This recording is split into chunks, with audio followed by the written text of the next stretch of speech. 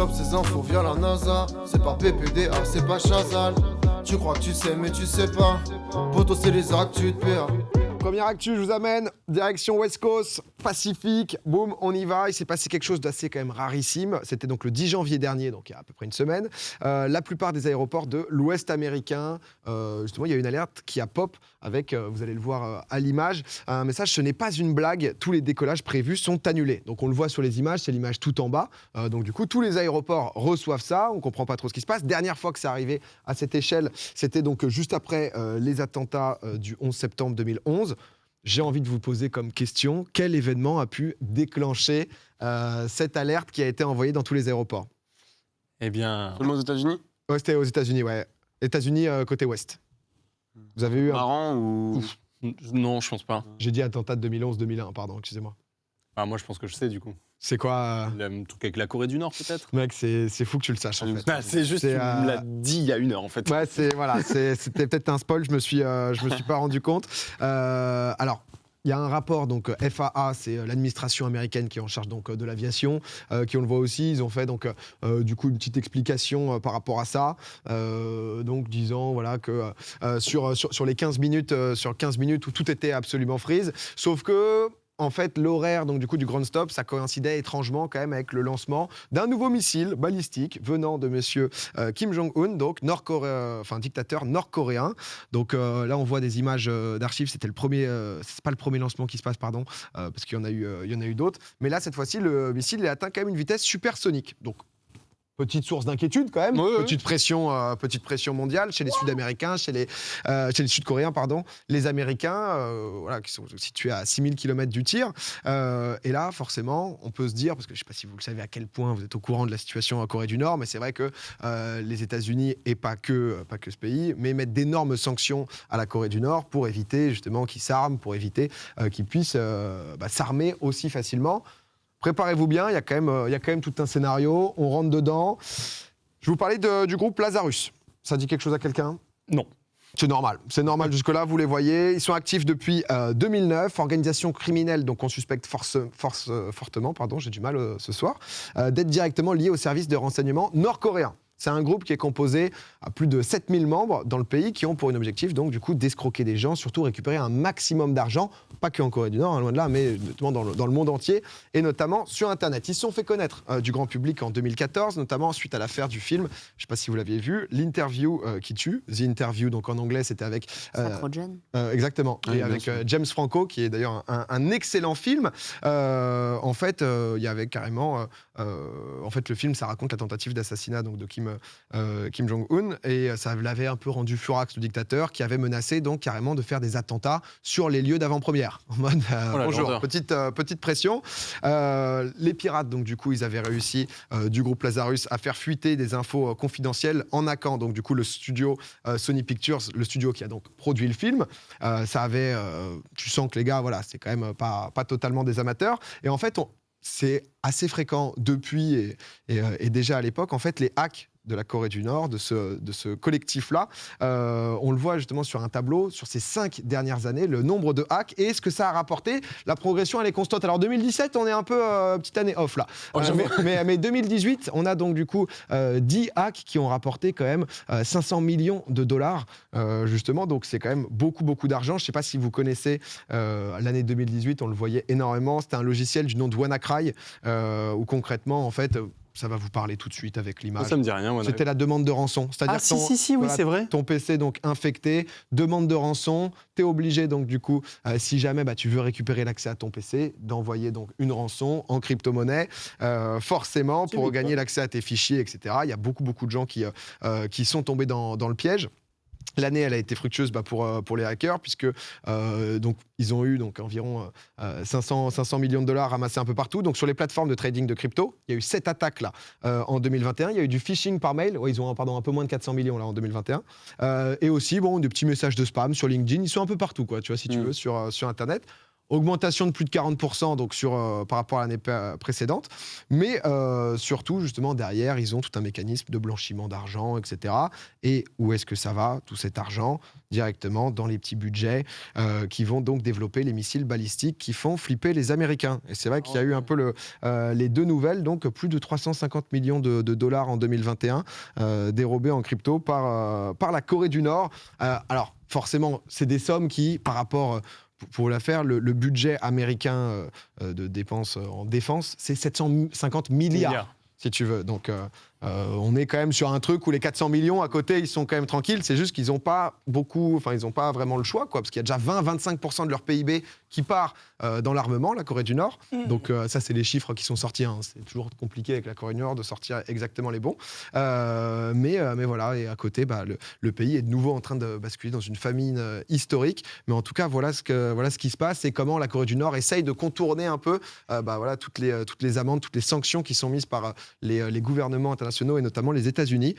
Ça part en crypto et ça tente du full hacking, quoi. Donc ça essaye de compenser la perte d'argent issue des différentes choses données par les pays. Ça tente de contourner ça en gagnant de l'argent en hackant. C'est ça. Ah d'accord, ok. Et en crypto qui te permet de plus facilement blanchir, justement. Encore une fois, c'est des sommes où c'est une petite partie, mais ça a été un peu... voilà, c'est 750 milliards, certainement pas. Ah si, c'est ça. Je dis pas de bêtises. Et le deuxième pays, c'est la Chine, je crois, avec quelque chose comme 260 milliards, un truc comme ça. Ouais, et je crois que nous, on est peut-être la France 6 ou 7e avec 50 milliards, je crois. Exactement, c'est ça. Par an justement dans la défense et dans l'armement notamment.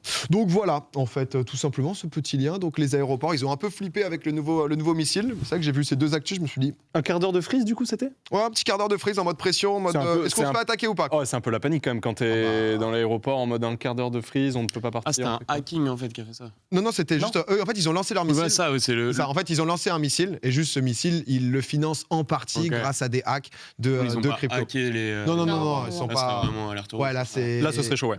Là, ça part un peu plus loin. Mais c'est vrai que 15 minutes de freeze intégrale, quand même, c'est assez bien. Mais tu fais bien de poser la question parce que parfois, dans mes actus, il y a plein d'infos et on s'y perd. Non, mais je l'avais. Je vous le dis. On va parler du futur. Du futur dans cette deuxième actu. Est-ce que c'est un futur qui nous fait vraiment plaisir ? Vous allez me dire ce que vous en pensez. On le sait, donc les conditions dans lesquelles les animaux ils évoluent, ça joue beaucoup sur leur bien-être, leur capacité à produire aussi, que ce soit donc des œufs pour les poules. Il y a par exemple eu des exemples, typiquement cet éleveur qui en fait a mis de la musique classique justement dans son élevage et il s'est rendu compte en fait que les poules étaient moins stressées, tout simplement avec la musique classique, ce qui permettait un meilleur rendement, des œufs de meilleure qualité, etc. Donc ça on se dit pourquoi pas, un peu de Beethoven, un peu de Mozart, à la limite, ça veut bien les poules. Quoi. Si on peut leur apporter un petit truc... En plus, ça n'a pas l'air d'être la folie d'être une poule en 2022, mais comment 1500 Je pense qu'une poule en 1600, c'était pas ouf non plus. Non, ça a beaucoup changé, je pense que t'es une poule, quoi. Maintenant, t'es en... elle pouvait marcher quand même dans l'herbe. Alors que là... ça dépend, mais tu restes une poule, hein, quand même. Ah, c'est les œufs zéro. Exactement, zéro FR. Exactement. Mais forcément, 2022, on se dit, on va aller un peu plus loin que juste la musique classique. On parlait de métaverse, de réalité virtuelle. C'est fini les CD, etc. Des casques VR sur des... Si, tu l'as vu venir, Marie, c'est exactement ça, des petits casques de réalité virtuelle, donc sur les yeux des vaches. Donc c'est l'idée de cet éleveur turc. C'est Izmir, c'est la région d'Aksaray en Turquie. Mais ça, c'est un épisode de South Park ou de... Ça me dit vraiment un truc par contre. De Black Mirror, quoi. Non, mais attends, ça me dit vraiment un truc par contre. Et là, le truc, c'est qu'en fait, lui, il a pas la solution justement où... parce que je vous en parle après, mais il y a des Russes qui ont vraiment fait un seul casque. Lui... Comme la tête du bovin est trop grosse, il doit leur mettre deux casques. C'est un sur chaque œil, donc c'est vrai que ça coûte un peu plus cher. Mais en fait, il s'était rendu compte que les vaches, du coup, quand c'est en été, elles peuvent être dans les pâturages, etc. En hiver, forcément, elles sont entassées, sauf que il y a plus de pâturage, c'est un peu, elles sont forcément stressées, elles sont entassées, donc elles produisent moins de lait. Ça descend de 28 litres à 22, et il s'est rendu compte en fait que en mettant donc casque de réalité virtuelle, en leur mettant des pâturages en mode là si tu veux, elle a l'impression qu'elle est vraiment c'est au calme. C'est gros soleil, vraiment, il se passe tout ça. Lui c'est quand même système D, hein. on se rend un peu compte de ça, mais il a réussi. C'est pas synchro. Ouais, c'est ça. Non, mais c'est ça.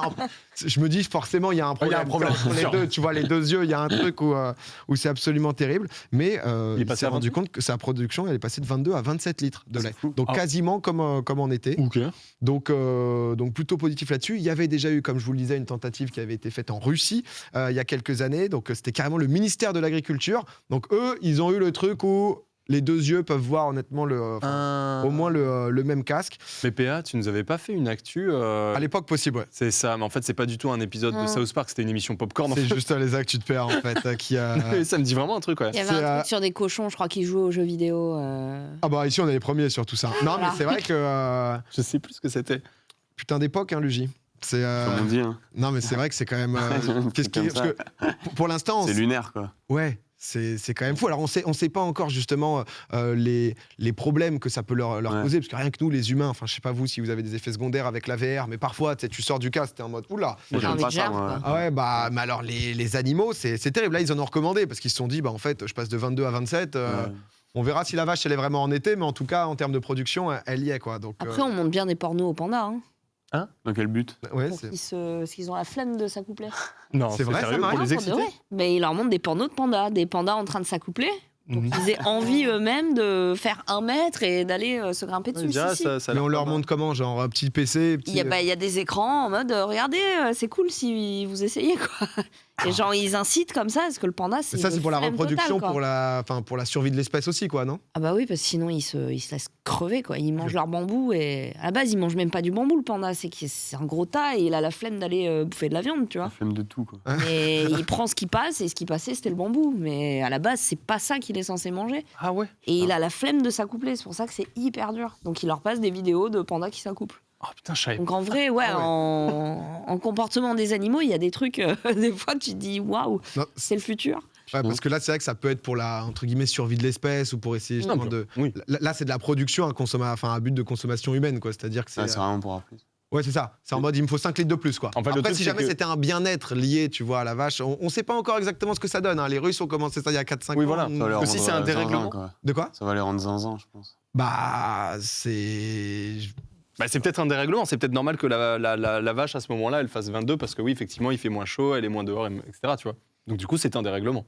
C'est ça. Si tu fais 27 au lieu de 22 parce que t'as des trucs verts. Je sais Ouais, pas. bah, mais clairement, mais bon, en tout cas, je me suis dit que j'allais vous la partager. Je me suis dit que j'allais la mettre en actu 2 parce que souvent, Super, je nique le mood, tu vois, de l'émission. Et en actu 3, j'ai encore un animal. Magawa, petit animal héroïque.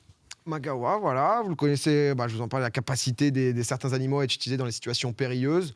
On pense forcément donc aux chiens, les démineurs, etc. Mais c'est pas les seuls animaux qui sont utilisés dans ce genre de cas. De quel animal? C'est quoi C'est qui Magawa? Donc c'est son nom là, Magawa. Magawa, c'est son petit blaze, ouais. Maga, c'est une souris. On Ah, est pas loin. genre une belette, une fouine, un truc Elle a comme sauvé ça, quoi. quelqu'un? Un furet. Plus beaucoup de gens. Ah ouais. Ah, beaucoup de gens. Et on est vraiment pas loin. Vous avez Un chat? C'est un rat. C'est un rat. C'est un rat. Magawa, c'est superstar. On voit Oh, la Magawa. taille du rat quoi. T'es mal. Taille du Ah ouais, rat. pour de vrai. Je vous en parlais, c'est une espèce un peu à part. En Ah fait, oui, c'est oui. pour refaire un peu l'histoire, pour que vous ayez le contexte. En fait, ça commence donc avec une ONG belge qui s'appelle Apopo. Vous voyez, vous allez voir le logo. C'est suffisamment parlant. Hein, c'est We Train Rats to Save Lives. Donc, on entraîne des rats pour sauver des vies. Petite traduction. L'idée, en fait, de cette ONG, ça vient d'un monsieur qui s'appelle donc Bart. Il kiffe les rongeurs depuis sa plus tendre enfance. Lui, au fur et à mesure, en fait, il a découvert que les animaux, ils avaient des capacités. C'est du gros rat, hein, c'est du gros rat, comme je disais. Huge. Hein. Mais ils ont Ouais. des capacités assez étonnantes, notamment au niveau de certains sens qui sont beaucoup plus développés que chez les humains. Ils voyagent pas mal dans le monde, il se rend compte forcément qu'il y a beaucoup de zones qui sont touchées par des conflits armés, que c'est un peu la merde. Il a envie de donner un coup de pouce aux populations locales qui sont touchées. Et ces deux idées-là, elles se rejoignent dans sa tête. Après un entraînement particulier, il arrive donc à mettre au point en 2003, hein, donc ça commence à dater, le premier rat entraîné à détecter des mines. Et c'est assez impressionnant. Donc, Putain. la race de rat que c'est donc des chrysétomes. Donc, il les entraîne vraiment avec récompense, bananes, etc. Sans exploser, Euh, j'imagine, c'est le principe. Quoi. Oui, c'est le. J'espère, Non, c'est oui. un rat, une explosion. Donc, c'est Ils parfait sont pour les super animaux. entraînés. L'enfer, tu sais. Ouais, donc l'espèce, elle est donc un peu plus grosse déjà que la moyenne des rats. Ils ont un odorat aussi qui est hyper développé et ils sont super légers et vifs. Donc, parfait justement pour pouvoir déminer. Et il faut savoir donc qu'un homme, quand il doit fouiller donc 200 mètres carrés de terrain avec un détecteur de métaux, il met environ 4 jours.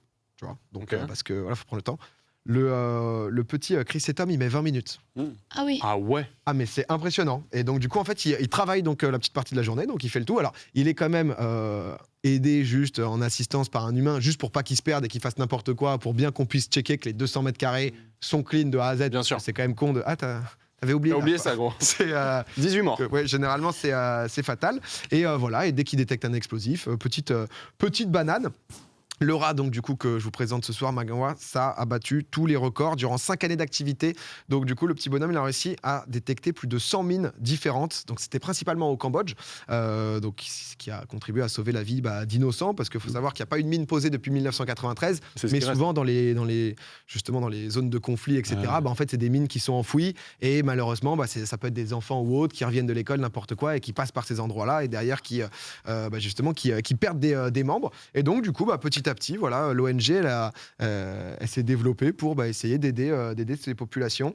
Ça lui a carrément valu la médaille d'or donc d'un organisme de défense des animaux. Oh. Regardez un peu avec sa médaille d'or. C'est vraiment des gros rats quand même. Ouais. Ouais, c'est. Enfin, ils sont magnifiques, tu vois. Ils sont huge. Ouais, ils sont Vraiment jolis. huge, quoi. Ah non, On mais dirait une image 3D. c'est Genre, quand même, je le trouve trop stylé. mais il est content, tu vois. Ah bah il est refait. Bah attends, médaille d'or, ouais. Et- J'ai déjà lu, quoi. Ces petites Et pattes. comment il l'alerte? Alors ça justement, Ah. on se demandait en fait, je crois que il fait un truc un peu genre un tour, un peu. Ok. Il fait Genre il tourne autour. Ouais, ou, en mode, ouais. il y a un truc là. Et là, il y a une banane qui arrive, il est en mode let's go, ça c'est fait, je passe à la suite. Let's go. Fais gaffe où tu la manges, juste. Ok, Je on me repart, calme. on retourne, quoi. Mais C'est incroyable par contre. hein, Non, mais vraiment. c'est assez fou et malheureusement, bien sûr, puisque. Elle est décédée, 5 ans. Exactement. Oui. Et malheureusement, il nous a quittés Moumout. la semaine dernière, mais il y a un TED Talk de le fondateur de l'ONG, justement, Bart, où tu sens qu'il est en zénitude maximum, mais il explique un peu le pourquoi du comment il a appris au rat à flairer des champs de mines. Et c'est vrai que je trouve que relier la passion du rongeur à justement quelque chose qui va pouvoir sauver des gens, je trouvais ça assez fou. Donc voilà, donc il l'a fait bien sûr pas qu'avec Magawa, mais Quel flow exceptionnel quand même. Ouais. De venir faire un petit tête comme ça, bien comme ça, quel flow exceptionnel. petit TED Talk, petit kimono, tranquille. Le boss, il- J'ai appris à des rats à flairer les mines, quoi. La mine, quoi, purement et simplement, quoi. Donc voilà, je suis juste le boss de la paix. Non, mais plus de 100 mines pour un rat, c'est quand même. Oh, c'est insane, Ah, vraiment. c'est ouais. C'est quand même assez fou, quoi. Et c'est vrai que. Donc voilà, une utilisation des animaux un peu plus main dans la main, et il y avait des petites bananes, quoi. Petite banane, ouais. Magawa, Par il contre, avait l'air content de son. Enfin, on espère, c'est toujours comme ça, de toute façon, avec les animaux. Non, mais si, je pense qu'il aime sa banane. Oui. Non, bah attends. Et sa médaille Ah oui, ça prend sa médaille, c'est sûr et certain. Ça, sa médaille, c'est sûr et certain, il est refait de cette médaille. c'est ce qu'on voulait entendre. Mais voilà un peu pour les animaux, donc. Du positif, du moins positif. Je dois vous avouer que Ouais, mais on a les, terminé sur du positif et ça fait du bien. les vaches, on savait pas trop quoi. On savait pas trop. 100 000 ou 100 mines 100 mines. Mais juste ce rat-là. Donc il y en a plusieurs. Ouais. Donc au final, l'ONG ils en ont fait beaucoup. Osef, la médaille ramène la banane. Il pouvait se dire ça Peut-être un que peu. c'était ça, en Il a vrai. peut-être eu des petits bonus là. T'as pas niqué l'ambiance, MDR, rip le petit ratus. Il a quand même été. C'est vrai qu'après, c'est des espérances de vie qui Ah, sont ça. un peu plus Ça fait faibles. longtemps, c'est sûr.